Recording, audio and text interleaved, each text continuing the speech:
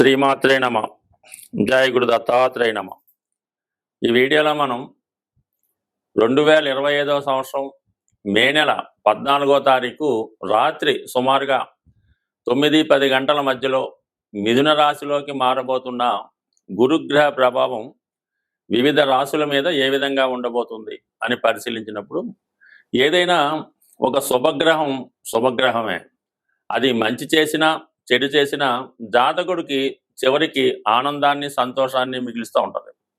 ఏదన్నా ఒక శుభకార్యం జరగాలన్నా, గృహంలో సంతాన సంఖ్య పెరగాలన్నా, అలాగే ఒక వివాహం జరగాలన్నా కంపల్సరిగా గురుబలం తప్పనిసరిగా ఉండవలసి ఉంటుంది. నాడీ శాస్త్ర ప్రకారం గురువు జీవకారకుడు. గురువు ఏ రాశిలో ఉంటే ఆ కారకత్వాలు జాతకుడికి అనుకూలంగా రావడం జరుగుతూ ఉంటుంది. మరి ఏ గ్రహంతో కలిస్తే ఆ గ్రహం యొక్క ఫలితాలు జాతకుడికి అనుకూలంగా రావడం జరుగుతూ ఉంటుంది. సుమారుగా గురుగ్రహం శుక్రగ్రహంతో కలిసినప్పుడు అది స్త్రీ జాతకం అయితే ఆమె చాలా అందంగా, సౌందర్యంగా, మంచి లక్షణాలు కలిగి ఉండడం జరుగుతూ ఉంటుంది. అదే మగవాడి జాతకంలో గురువు శుక్రునితో కలిసినప్పుడు చాలా అందమైనటువంటి, మంచి లక్షణాలు కలిగి ఉన్నటువంటి, ఆర్థిక పరంగా మంచి కుటుంబం నుంచి భార్య రావడం జరుగుతూ ఉంటుంది. అలాగే గురు శని గ్రహంతో కలిసి ఉన్నప్పుడు అది ఎవరి జాతకమైనా, స్త్రీ జాతకమైనా, పురుష జాతకమైనా కంపల్సరిగా జాతకుడు ఏదైనా ఒక మంచి వృత్తిలో స్థిరపడతాడు. అంటే చిన్న స్థాయిలో ఉద్యోగంలో ప్రవేశించి అంచెలంచెలుగా ఎదగడం జరుగుతుంటుంది. అంటే మీ జాతక చక్రంలో గురువు శని కలిసి ఉంటే అది ఒక భాగ్య రాజ్యాధిపతి యోగం ఏర్పడి వృత్తిలో అటు బ్యాంకింగ్లో కానీ, అటు ఉపాధ్యాయ వృత్తిలో కానీ, ఆధ్యాత్మికత కలిగినటువంటి వృత్తుల్లో ఉండే అవకాశం ఉంటుంది. బట్ కాలానుగుణంగా వృత్తులు మారినప్పటికీ కూడా మంచి మేధావి వర్గానికి చెందిన వృత్తిలో ఉండడం జరుగుతూ ఉంటుంది. మరి ప్రస్తుతం ఈ గురువు మిథున రాశిలోకి ప్రవేశిస్తున్నాడు. అంటే మిథునం అన్నది ఒక విధంగా చాలా ఎడ్యుకేటెడ్ సంబంధించింది, వ్యాపారానికి సంబంధించింది, విదేశ ప్రయాణానికి సంబంధించింది, కమ్యూనికేషన్ సంబంధించింది. ఈ రాశిలోకి గురుగ్రహం ప్రవేశించడం వల్ల ఆటోమేటిక్గా జాతకుడికి కొత్త కొత్త ఆలోచనలు వస్తుంటాయి, కొత్త కొత్త వ్యాపార అవకాశాలు వస్తుంటాయి, విద్యా విషయాల్లో కొత్త విషయాలు తెలుసుకోవడం కూడా జరుగుతూ ఉంటుంది. సరే, ఈ రాశిలో ఉన్నటువంటి నక్షత్రాలు పరిశీలించినప్పుడు మిథున రాశిలో ముందుగా గురువు కుజగ్రహ నక్షత్రం అయినటువంటి మృగశిరలో ప్రవేశిస్తాడు. దానివల్ల ఈ కుజుడు సంబంధించినటువంటి ఫలితాలు అంటే ఏదైనా స్థిరాస్తి కొనుక్కోవడం, ఉద్యోగ ప్రయత్నాలు ఫలించడం, అలాగే అన్నదమ్ములతో సఖ్యత ఏర్పడడం, ముఖ్యంగా రుణాల నుంచి బయటపడతారు ఎప్పుడు ఈ గురువు మన మృగశిర 3-4 నక్షత్రాల్లో సంచరించినప్పుడు. దాని తర్వాత రాహుగ్రహ నక్షత్రం అయినటువంటి ఆరుద్రలోకి గురువు ప్రవేశిస్తాడు. ఇది జాతకుడికి కొత్త అనుభవాన్ని ఇవ్వడం జరుగుతూ ఉంటుంది. ఒక సాఫ్ట్వేర్ రంగంలో కానీ, సినిమా పరిశ్రమలో కానీ, మెడికల్ రంగంలో కానీ ప్రవేశించడానికి జాతకుడికి అవకాశాలు రావడం జరుగుతూ ఉంటుంది. అయితే రాహు ప్రభావం వల్ల జాతకుడు కొద్దిగా అనెతికల్గా, చట్టానికి విరుద్ధంగా ప్రవర్తించే అవకాశం ఉంది. బట్ కానీ విదేశ అవకాశాలు చాలా బలంగా వస్తాయి. విదేశ మిత్రులు పరిచయం అవుతారు. ఓకే, విదేశంలో ఉన్నటువంటి మిత్రులు సహకరిస్తారు. విదేశ అవకాశాలు కూడా రావడం జరుగుతూ ఉంటుంది. అదే ఆరుద్ర నక్షత్రం తర్వాత పునరుసు నక్షత్రం అంటే జన్మ నక్షత్రంలోకి ప్రవేశిస్తాడు గురువు. అంటే ఇంచుమించుగా 1, 2, 3 నక్షత్రాలు సొంత నక్షత్రం మీద ప్రవేశించినప్పుడు జాతకుడు చాలా సర్వశుభాలను ఇవ్వడం జరుగుతూ ఉంటుంది. సొంత నక్షత్రం మీద ఉన్నప్పుడు తను స్వతంత్రంగా గురువు దేని కారకుడు అవుతుంటాడు, ధనకారకుడు అవుతుంటాడు. అలాగే సంతానకారకుడు, విజ్ఞానకారకుడు, జ్ఞానకారకుడు, సౌభాగ్యకారకుడు, ఐశ్వర్యకారకుడు, అలాగే మీరు చేయనటువంటి పుణ్యాన్ని ఈ జన్మలో ఇచ్చే విధంగా. అంటే గురుగ్రహం అనుగ్రహం ఉంటే సాక్షాత్తు విష్ణుమూర్తి, దక్షిణామూర్తి, దత్తాత్రేయుడి యొక్క అనుగ్రహం ఉన్నట్టే జాతకుడికి కలిసి వస్తుంది. బట్ ఏదైనా ఈ గురుగ్రహ మార్పు మిథున రాశిలో ఉన్నటువంటి నక్షత్రాల్లో అటు ఒకటి మిత్ర నక్షత్రం, అలాగే గురువు సొంత నక్షత్రం. రాహు అన్నది కొద్దిగా ఇండీసెంట్ ప్లానెట్ కాబట్టి దానికి సంబంధించిన విషయాల్లో కొంతవరకు జాతకుడికి అనుకూలంగాను ప్రతికూలంగా ఉంటుంది. అది ఆ భావాలను బట్టి ఉంటుంది. కొంతమందికి అనుకూలంగా ఉంటుంది, కొంతమందికి ప్రతికూలంగా ఉంటుంది. అది మనం రాశుల గురించి ఏ రాశికి ఆ రాశి తెలుసుకున్నప్పుడు వారికి ఏ విధంగా ఉండబోతుంది అన్న విషయాన్ని కూలంకషంగా పరిశీలిద్దాం. అలాగే మిథున రాశి మిగతా రాశుల వారికి ఏ భావం అవుతుందో ఆ భావం వాళ్ళకి మంచి ఫలితాన్ని ఇవ్వడం జరుగుతుంటుంది. అలాగే మిథునం నుంచి తులారాశిని చూస్తాడు. అంటే తులారాశి కారకత్వాలు సినిమా పరిశ్రమ అనుకూలంగా ఉంటుంది, సాఫ్ట్వేర్ రంగం వాళ్ళకి బాగుంటుంది, అలాగే విదేశ ప్రయాణాలు చేస్తారు, కొత్త విద్య నేర్చుకునే ప్రయత్నం జరుగుతుంది. ఇంకా అలాగే కుంభరాశిని కూడా వీక్షిస్తాడు. ఇది సాధారణంగా ఏంటంటే కొత్త ఉద్యోగానికి, ఆర్థిక పరంగా విజయానికి కూడా కారణం అవుతుంటుంది. అంటే ఇవన్నీ ఎవరికి ఏ భావం వస్తే ఆ భావ ఫలితం. అంటే ఈ మల్టిపుల్గా యాక్ట్ చేస్తాడు గురువు. ఎక్కడుంటే అక్కడే కాకుండా తను ఏ భావాన్ని చూస్తుంటాడో ఆ భావ ఫలితాలు కూడా జాతకుడికి గోచార రీత్యా అందించడం జరుగుతూ ఉంటుంది.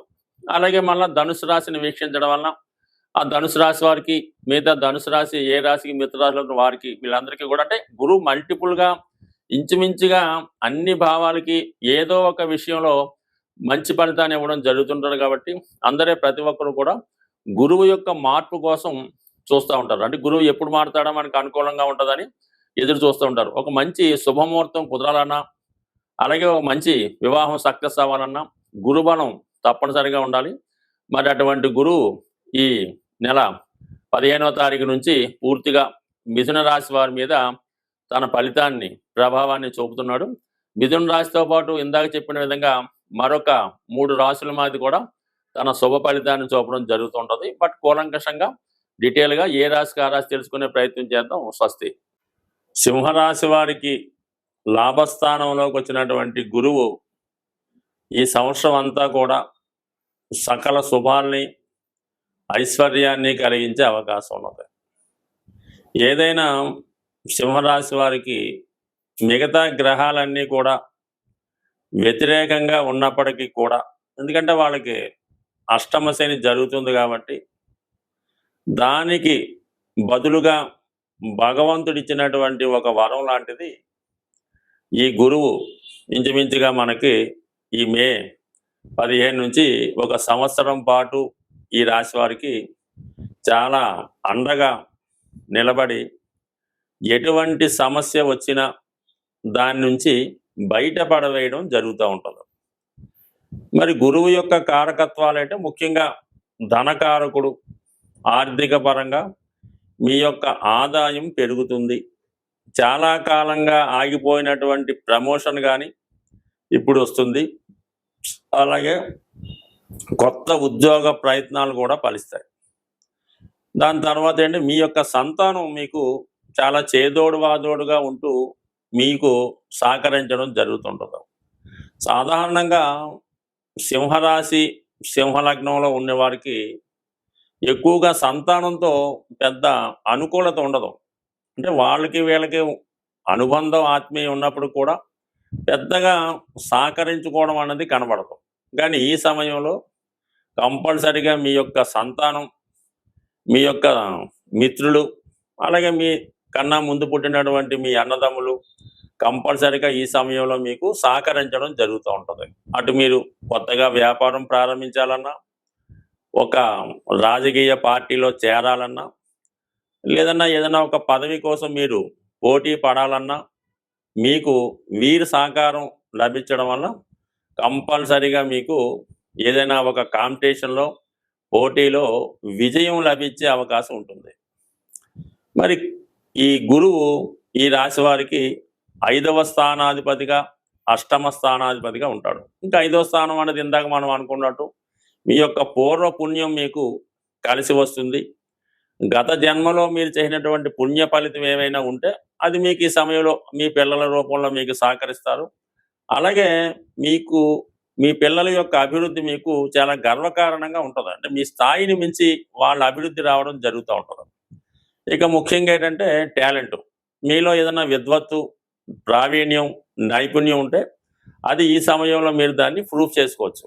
మీరు ఒక సినిమా డైరెక్టర్గాను, ఒక హీరోగాను, లేదంటే ఏదైనా ఒక రాజకీయవేత్తగానో రాణించాలంటే ఈ సమయం మీకు అద్భుతంగా అవకాశాన్ని ఇస్తుంది. దాన్ని మీరు కొద్దిగా ఉపయోగించుకున్న దాని ఫలితం దక్కుతుంది. దాంతోపాటుగా మీ యొక్క మంత్రశక్తి, అంటే మంత్రశక్తి అన్నా, ప్రావీణ్యం అన్నా, మీలో ఉన్నటువంటి విజ్ఞానం అన్నా ఒకటే. సో ఏదన్నా ఈ సమయంలో మీరు ఏదన్నా ఒక పూజ, లేదంటే ఒక హోమం, ఒక యజ్ఞం లాంటివి చేయడం వల్ల ఆ యజ్ఞ ఫలితం మీకు రావడం జరుగుతూ ఉంటుంది. బట్ ఏదైనా ఒక మంత్రోపదేశం ద్వారా ఒక మంత్రాన్ని నేర్చుకొని దాన్ని ఉపాసన చేయడం వల్ల అది అది సిద్ధి పొంది ఫలించి దాని ఫలితం మీకు రావడం జరుగుతూ ఉంటుంది.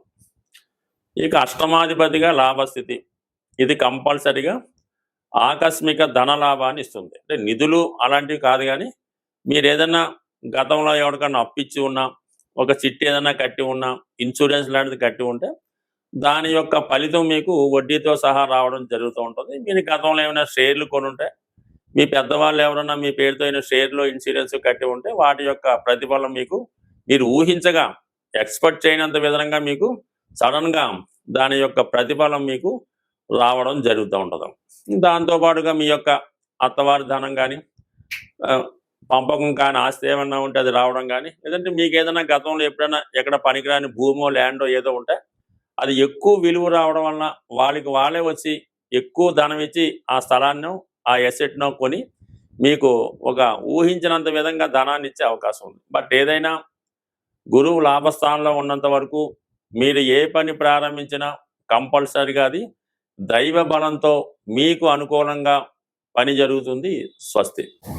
ఏదైనా ఒక గ్రహం ఒక రాశి నుంచి ఇంకొక రాశిలోకి మారినప్పుడు కొంతమందికి మంచిగాను, కొంతమందికి చెడుగాను ఉండొచ్చు.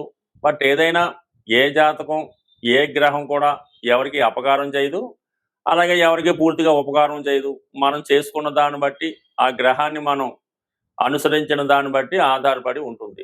ముఖ్యంగా గురువు, అంటే గురువు గ్రహ అనుగ్రహం కోసం మీరు చేయవలసింది ముఖ్యంగా ఏంటంటే దత్తాత్రేయుని యొక్క ఆరాధన. అంటే ఏదైనా గాన్గాపూర్, పిఠాపురం లాంటి క్షేత్రాలు దర్శించడం, అంటే గురువుకి ప్రతిరూపమైనటువంటి సాయిబాబా గారు, రాఘవేంద్ర స్వామి అలాంటి క్షేత్రాలు కూడా దర్శించడం. అంటే మీకు ఎవరైతే విద్య నేర్పారో ఆ గురువుని ఆశ్రయించి ఆ గురువుకి సేవ చేయడం, అలాగే ప్రత్యక్షంగా ఉన్నటువంటి మీ తల్లిదండ్రులను సేవ చేయడం ద్వారా వారిని పూజించడం. అంటే పెద్దగా ఏమీ పూలు తెచ్చి పూజించక్కర్లేదు. వారి యోగక్షేమాలు తెలుసుకొని వారిని నిందించకుండా గౌరవంగా చూస్తే చాలు. ఈ విధంగా మీరు తల్లిదండ్రుల్ని, విద్య నేర్పిన గురువుని, ఆ దత్తాత్రేయుల వారిని పూజించడం వల్ల గురుగ్రహ అనుగ్రహం సంపూర్ణంగా రావడం జరుగుతుంది. అలాగే మీరు ఈ త్రిమూర్తి స్వరూపమైనటువంటి దత్తాత్రేయుడు కుదరదు అన్నప్పుడు డైరెక్ట్గా విష్ణుమూర్తి, వెంకటేశ్వర స్వామి, శివుడు, అలాగే దక్షిణామూర్తి ఈ విధంగా పూజించడం వల్ల కూడా మీకు కంపల్సరిగా గురుగ్రహ అనుగ్రహం లభిస్తుంది. వీటన్నిటికన్నా సూక్ష్మంగా మనం ఈ రెమెడీస్ చేసిన వెంటనే ఫలితం రావాలి అనుకున్న వాళ్ళు గోసేవ. మీరు ఏదన్నా గోశాలకు వెళ్ళి గోవుని దర్శించి, అంటే గోవుకి సేవ చేయాలి.